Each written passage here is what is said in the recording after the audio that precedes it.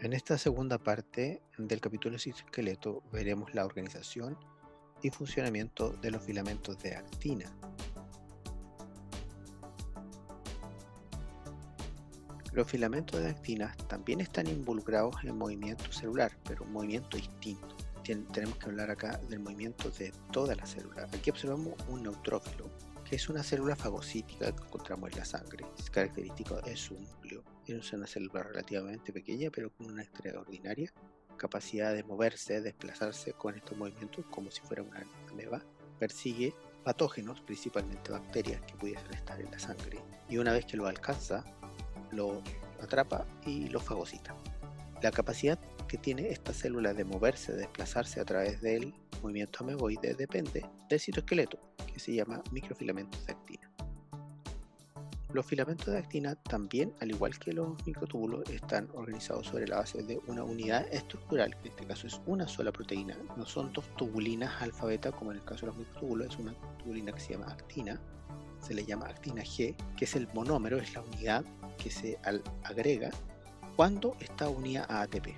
La ruptura del ATP en ADP y fosfato inorgánico libera energía que permite que la actina se suelte. Se alarga por un lado, que es el extremo más, y se acorta por el otro extremo, que es el extremo menos. También hay un extremo más y un extremo menos, pero a diferencia de los microtúbulos no hay un centro organizador de actina como en el otro caso. Crece por un lado y decrece por el otro. El extremo más de los microtúbulos crecía y decrecía por el mismo extremo. Y acá el crecimiento depende de ATP, en cambio los microtúbulos dependen de GTP. Los filamentos de actina también se denominan microfilamentos porque son los más delgados, bastante más delgados que los microtúbulos.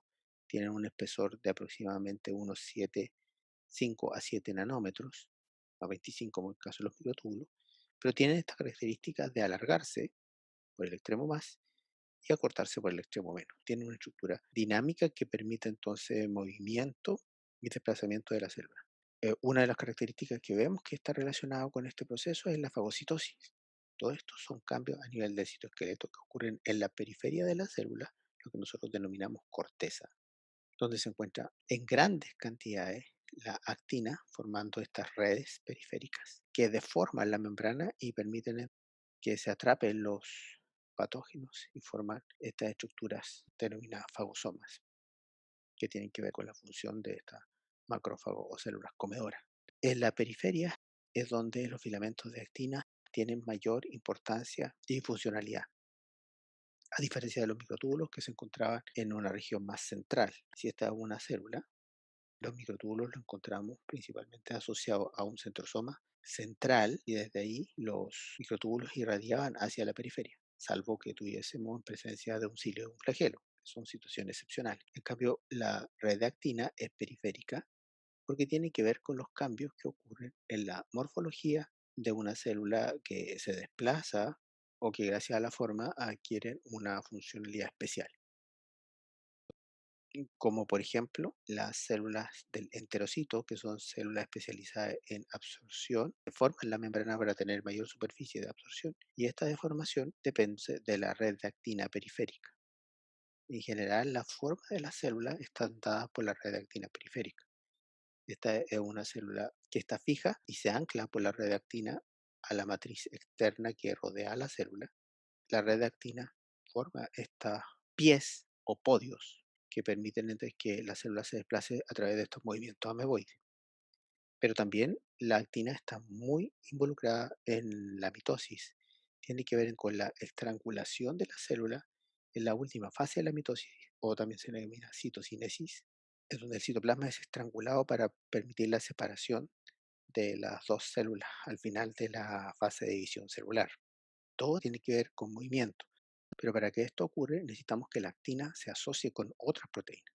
La actina normalmente la encontramos en un estado de equilibrio entre una actina de tipo monómero o actina G y una actina fibrosa, que es la actina en que se produce de la polimerización y forma una red, que también se llama actina F por filamento o fibra, y se asocia a la actina monómero cuando hay ATP, y cuando se rompe el ATP en ADP y fósforo inorgánico, la actina se suelta y queda disponible para formar nuevas estructuras. Hay proteínas que ayudan a estabilizar las redes de actina, como por ejemplo este tipo de proteína, que permiten estabilizar los podios. Hay proteínas que permiten formar redes en la corteza celular. Una de las más comunes es ARP, que permiten formar ramificaciones de los filamentos de actina. También otras que son, y me interesa mucho estas, que permiten procesos de movimiento, que son las proteínas motoras, como las quinesinas, y las dineínas en microtúbulos acá son de un tipo llamado miosina. Miosina es la proteína motora que se asocia a la red de actina para generar movimiento. Movimiento ameboide, en que la célula origina un pie que es impulsado por polimerización de filamentos de actina que empujan y deforman la membrana. Eso es lo que se llama protrusión. Empuja la membrana para permitir el avance. Luego la membrana se ancla a la matriz externa en un tipo de unión que se llama unión focal, cuya estructura la veremos más adelante. Y luego que está anclada a esta matriz, entonces se inicia la fase de contracción, y en esta fase de contracción participa principalmente la proteína miosina de la célula, emite una prolongación o un podio, ancla este podio y luego atrae y arrastra toda la célula por acción de las miosinas. Y aquí vemos un detalle de cómo se organiza primero esta protrusión, donde la actina crece en el extremo más y logran que deforme la membrana para dirigir el movimiento de la célula, y luego que una vez que se estabiliza con la proteína de miosina arrastra el resto de la célula. En el detalle vemos que la actina se va alargando en el extremo más, es estabilizada por proteínas estabilizantes como la cofilina. Los complejos de ramificación permiten que se forme esta red y eso se empuja el movimiento de la membrana y de la célula completa, y luego se arrastra toda la célula utilizando miosina.